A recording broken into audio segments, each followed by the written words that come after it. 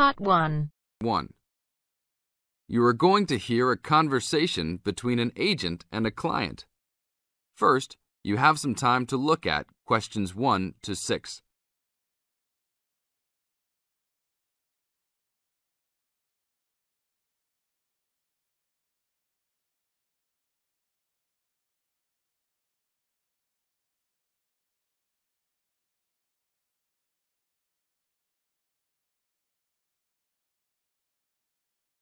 Now listen to the tape and answer the questions.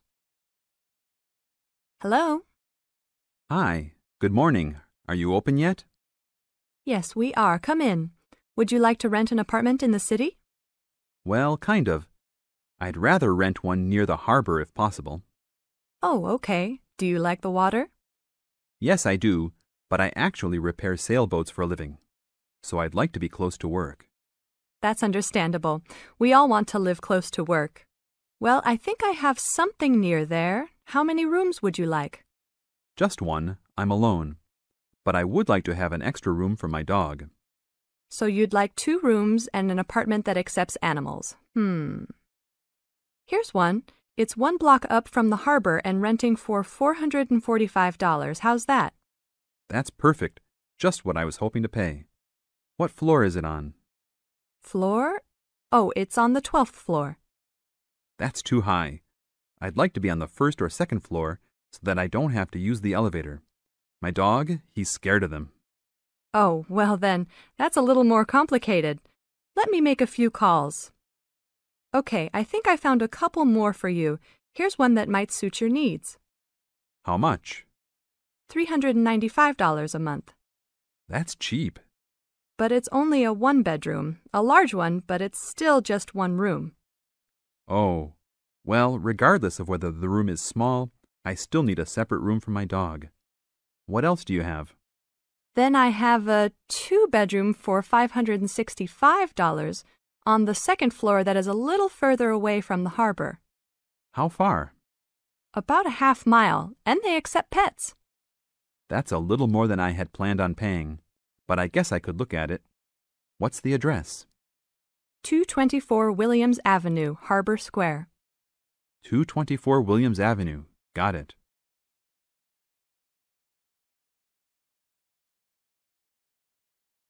Now look at questions 7 to 10.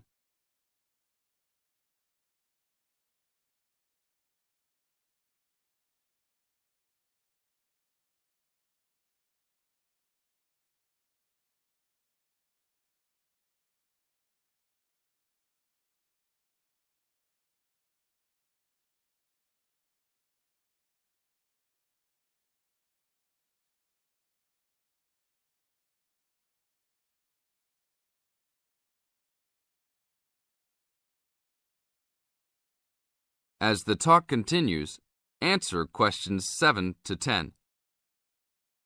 What else is included?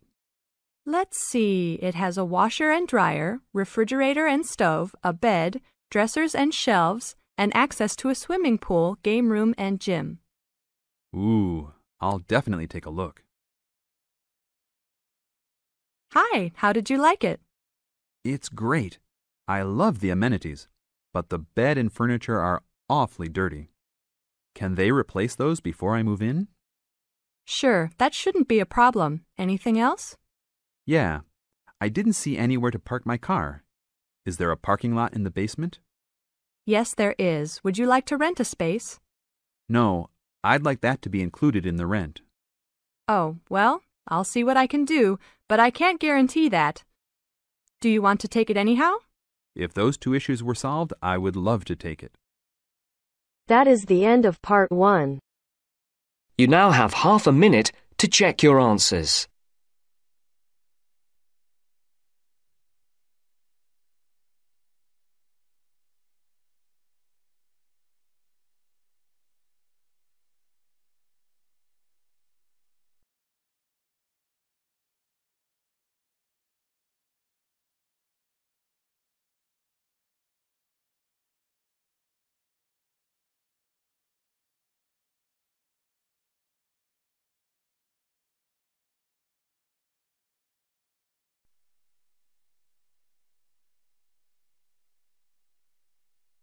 Now turns to Part 2. Part 2. You are going to hear the director of the Leadership Council give his welcome address at a convention. First, you have some time to look at questions 11 to 15.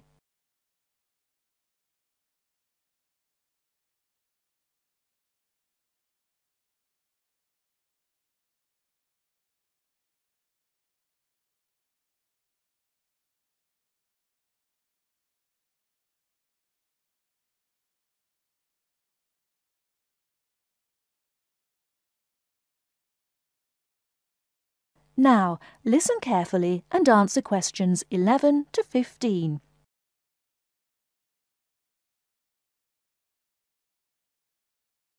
Ladies and gentlemen, can I have your attention, please? Please find your seats. Snacks will be available all day long. Thank you. Allow me to first introduce myself. I am Joe Steinke, Director of the Leadership Council.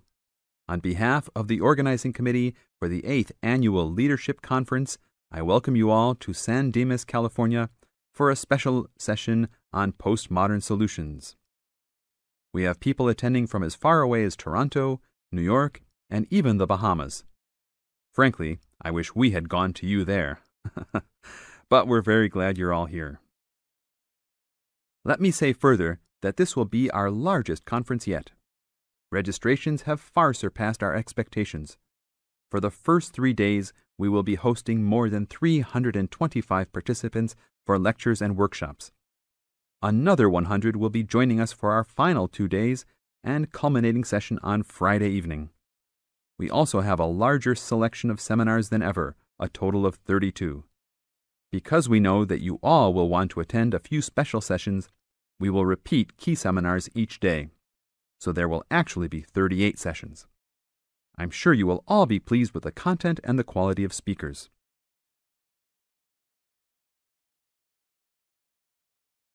Before you hear the rest of the talk, you have some time to look at questions 16 to 20.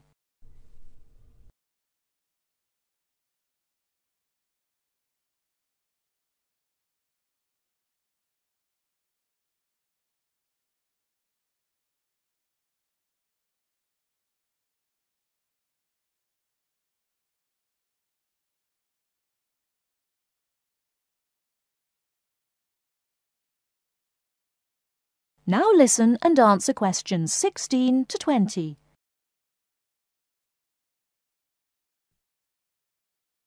Now, for those who have opted not to take part in our bag lunches, there are a number of places nearby that we can recommend.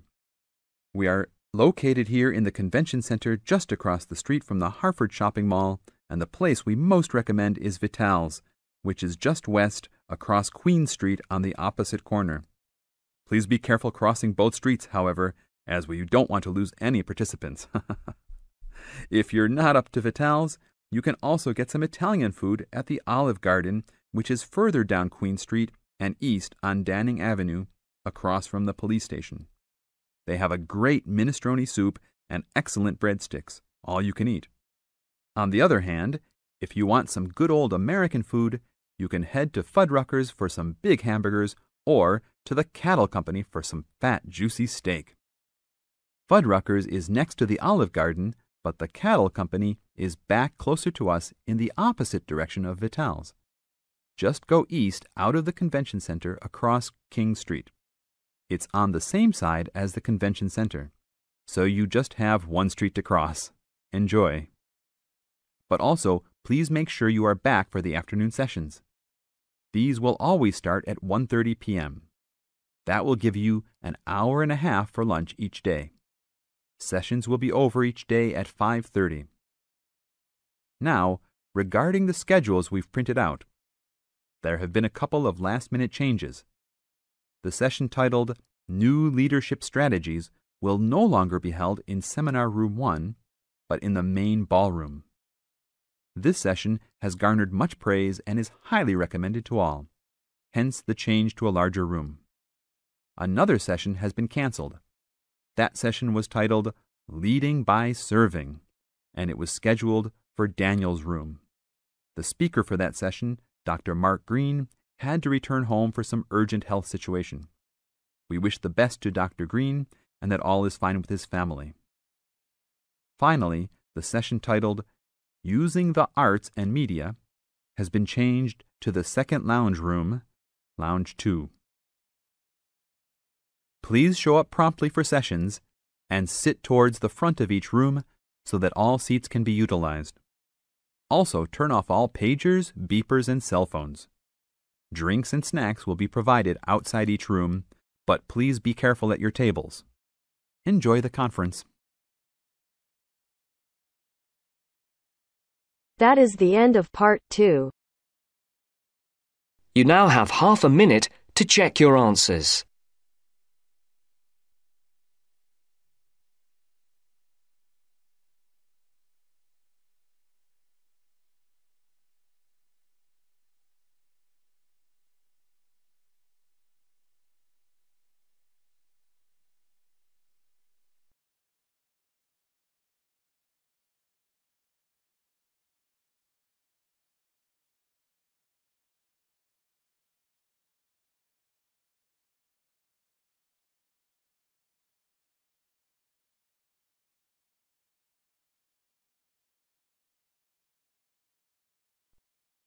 Now turns to part 3.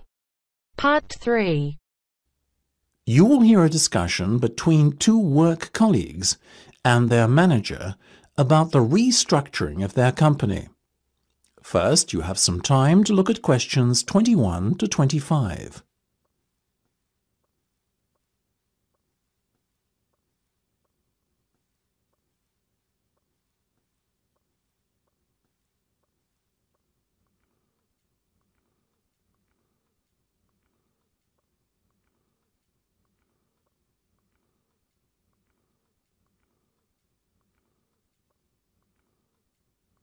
Now listen carefully and answer questions 21 to 25.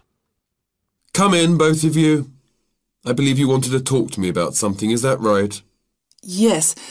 Basically, all the staff are concerned about what the restructuring of the company is going to mean for them. None more so than myself and Nam, as we are the newest members. As I said to all staff at the meeting last week, there's no cause for concern. There will be no compulsory redundancies. All redundancies will be on a voluntary basis.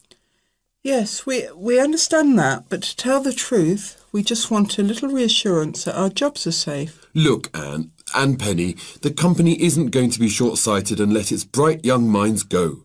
Besides, we've already met our target for the number of voluntary redundancies we want to secure. In fact, there's a waiting list. You know as well as I do that the age profile of staff at this company needs to come down. A lot of our employees are close to retirement age and are just going through the motions until they can take their pensions. That's why we decided on this redundancy initiative. We want to encourage those that would be happy to leave to do so and employ younger, more motivated staff. I guess that makes us feel a little better. But we're also worried about the upcoming salary review. What will it mean for us? Given the fact that the company's motivation for this restructuring initiative is not to cut costs, you needn't be worried that there will be a negative effect on your salaries. We are running a very profitable business and we will reward our top performers in the upcoming review. Both of you fall into that category, so you can expect a healthy bonus and salary increase. Simple as that. That's good to know. Another thing on our minds was the fact that with all these voluntary redundancies happening in the next few months, there will be a lot of positions opening up higher in the company. What we were wondering is, will the recruitment drive be an internal or an external one? Obviously, we will recruit internally where possible. That has always been company policy. So, if you're asking me will there be opportunities to gain a promotion in the near future, then the answer is very definitely yes. The type of candidate we would be looking for has a proven track record and is performance-driven. How can we improve our chances of getting promoted then when the opportunity arises? Well, in the meantime, be prepared to take on additional responsibilities. especially those relating to the management of other members of staff. Obviously, the higher up you go in the company, the more involved you'll be in managing people. What the management team is looking for then is proof that you can work effectively with and manage other members of staff. Before you hear the rest of the discussion, you have some time to look at questions 26 to 30.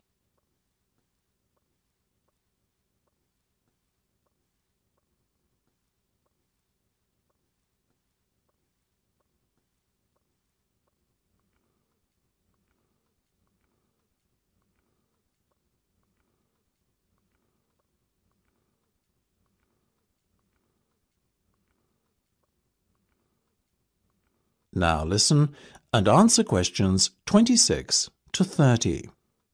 One more thing. Go on. This project you've given us to manage, is it a test of our abilities? I guess you could say it is a test of sorts, but look at it more as a chance for you to prove yourselves. Actually, now that I have you both here in private, can we talk about that a bit? Of course. OK, Penny, let's start with you. Has the timescale been agreed yet? Yes. You said we have a total of 8 weeks to bring the product to launch, so we've decided to allocate 3 weeks at the beginning to product research and prototype testing. Very good. Then after that, we are going to spend a further 3 weeks formulating our marketing strategy and doing some research and testing on a sample of the target market itself to get some feedback. And presumably the last 2 weeks will be devoted to the launch?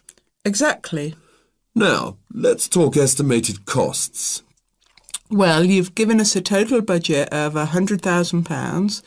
Of that, we're allocating 50% to product development and testing, a further 25% to marketing, and £25,000 will be spent on the launch.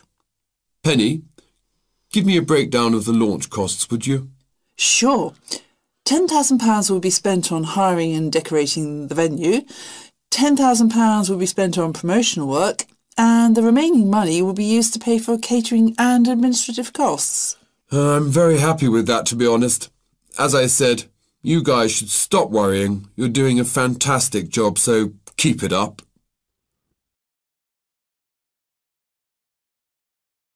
That is the end of part 3. You now have half a minute to check your answers.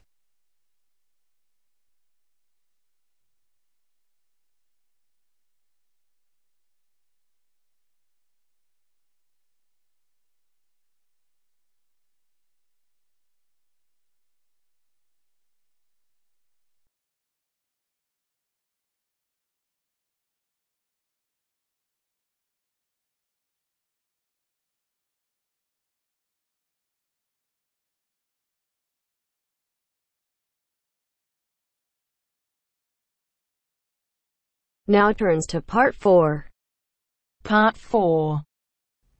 You'll hear a teacher talking about several British art galleries. First, you have some time to look at questions 31 to 33.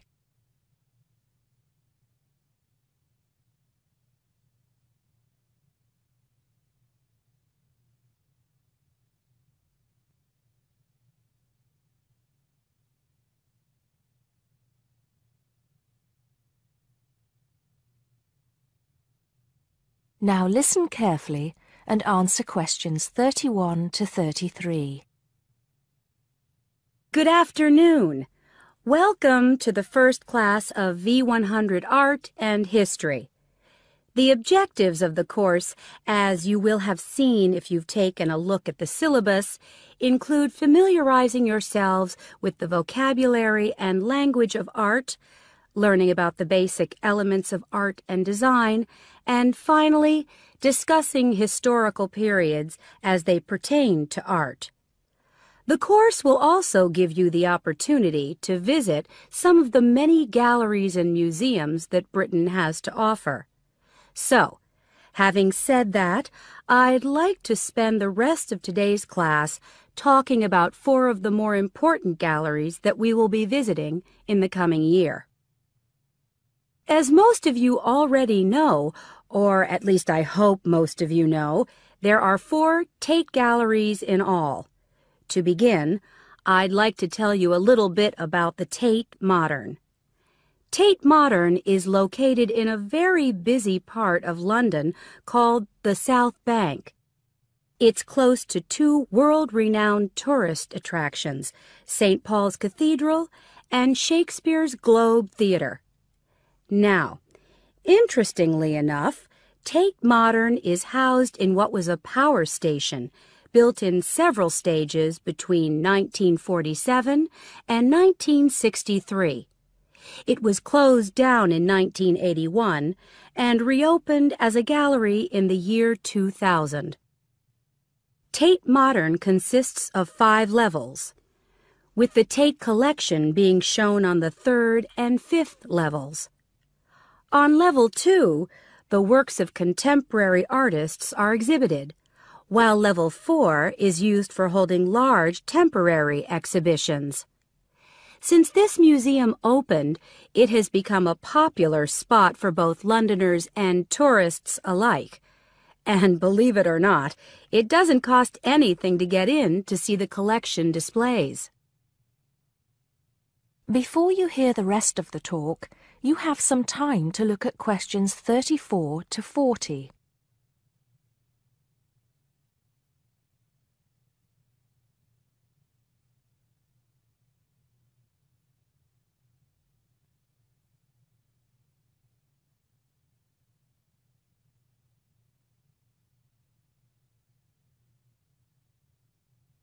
Now listen and answer questions 34 to 40. Now, the second gallery I'd like to talk about is Tate St. Ives, which is in Cornwall. It was built on the site of a gasworks, and it overlooks Porthmeor Beach. Tate St. Ives is housed in a 3-story building that was designed by the architects Evans and Shalliff. It was established in 1993, 7 years before Tate Modern was opened, and the gallery exhibits the works of modern British artists, including members of the St. Ives School, a group of artists living and working in the area from the 30s onwards. In later lectures, we'll be looking at the work of some of the artists who belong to that group and the ways in which they influenced each other. Okay, am I going too fast for any of you? No? Good. Next, I want to talk about Tate Britain, which is a gorgeous gallery situated right in the heart of Westminster.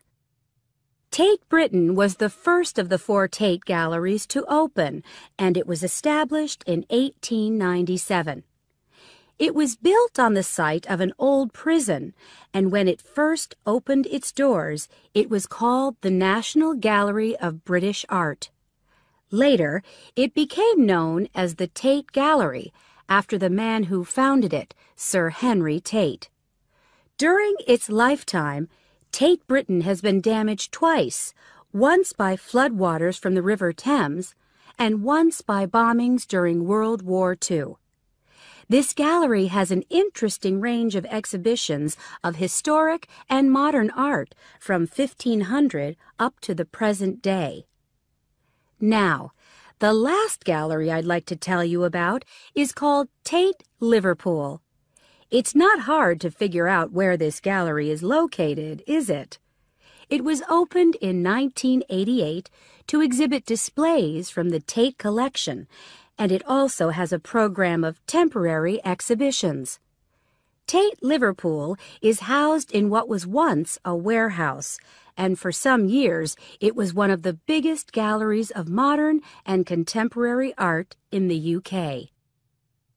Well, that's a brief overview of just a few of the galleries we'll be visiting.